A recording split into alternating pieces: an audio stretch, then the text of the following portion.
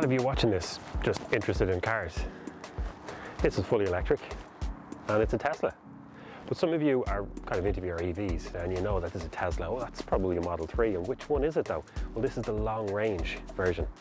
And for those of you that are really into your Teslas, really into your EVs, you'd be interested in this because I have the COC here, the Certificate of Conformity, and we know that this is the E5CD variant. So this has the LG Chem, the M48 packs.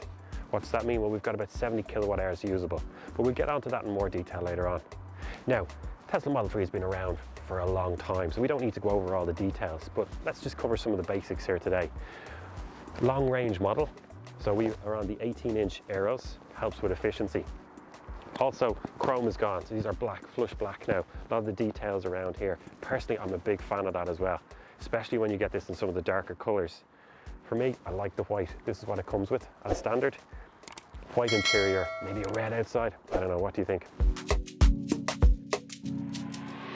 Possibly my favorite angle for the Tesla Model 3. Love it. And from this angle, you can see just how low it is. Look at that knee height. It starts to break and move up towards the bonnet.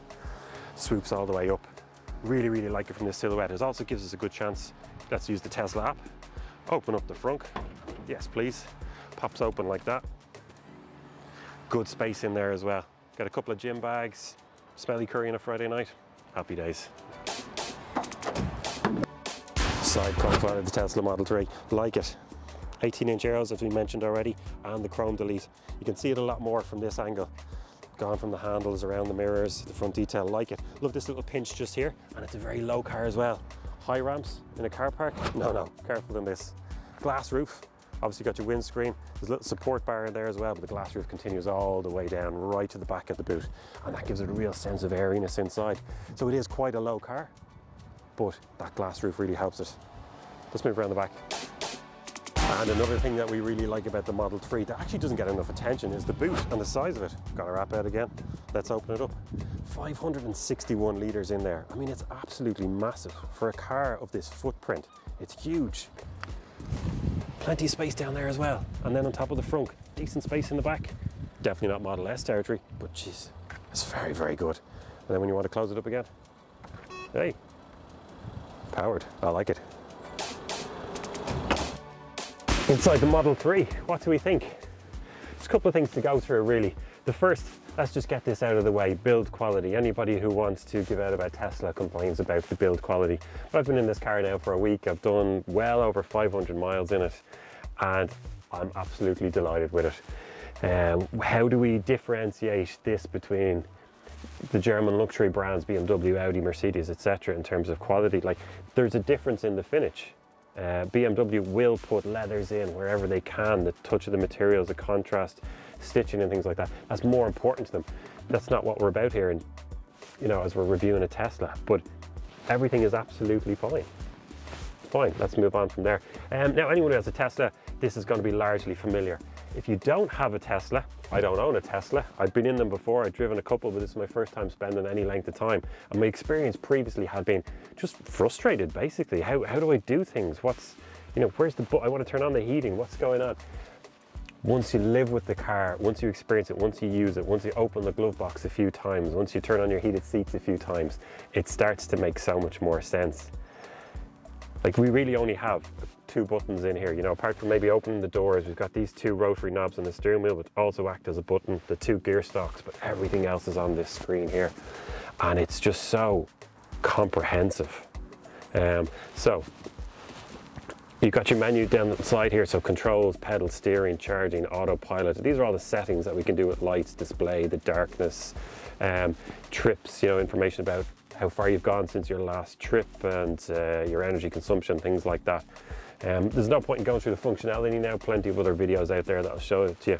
And you've got your map. Now, one thing that you know, the Tesla aficionados might notice is the interface is slightly different here. So what we can do is bring up this menu. We've got Bluetooth, browser, type arcades, all things like that. But if we have an option here that we like to use a lot more, like energy, I tend to use this one. So we just hold that, hold on to it, drag it down, and that'll be on our menu here. The camera, let's say Spotify, I don't use that much. Let's just get rid of that one. So it's quite handy. It's very fast, snappy. Like, if you've never been in a Tesla, or driven a Tesla or spent any length of time with a Tesla, you just don't get how snappy and sharp this system is.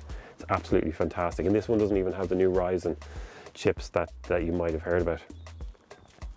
Otherwise, I think we've seen the outside of the car, we've seen the inside now as well. It's time to take this car out on the road and have a look at what it does best.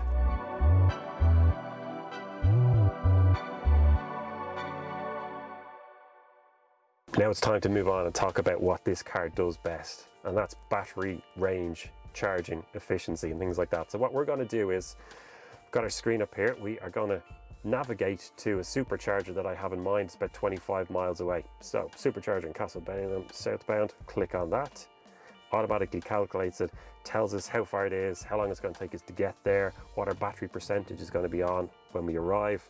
Now, if we had a really long trip, like 500 miles or something like that, this would tell us which superchargers we need to stop at for how long to get your battery back up to a certain level, and then you move on again. It's just an absolutely stunning piece. Of people who have Teslas, and maybe they start taking this for granted, but someone like myself who lives with a Nissan Leaf 30 kilowatt hour battery, this is just phenomenal. Well, we are recording now because it gives us a chance to talk about two separate things in the next 60 seconds or so. The first one being power, motors, torque, things like that. And then as we hit the motorway, we can just look at the adaptive cruise control. So we're about to join onto the motorway, and before we do that, let me tell you that we have 324 kilowatts of motors, one on the rear, one on the front. That gives us 441 horsepower, give or take, and 493 newton meters of torque. Now, purposely taking it easy just here until we get a clear run, as we're about to merge onto the motorway, and we'll see what this power is like. It's not Model 3 performance, but let's have a look now. And here we go. Holy wow, that is just unbelievable. My God, I've driven the Model 3 performance already, and yeah, you get a bit more instantaneous power and torque, but this is still mind-blowing. Wow. Okay, now that we're onto the motorway, we're sitting at the speed limit here. All we do is just double tap on the stalk, activates the automatic cruise control, and the car is steering itself, driving itself. Yeah, well, not driving itself, you know, I have to have my hands on the steering wheel. We don't get as much functionality out of this car as you guys in the States do. Regulations over here just don't allow it.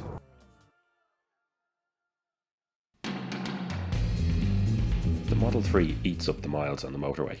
I found the seats and the driving position comfortable, and the sound system is really good.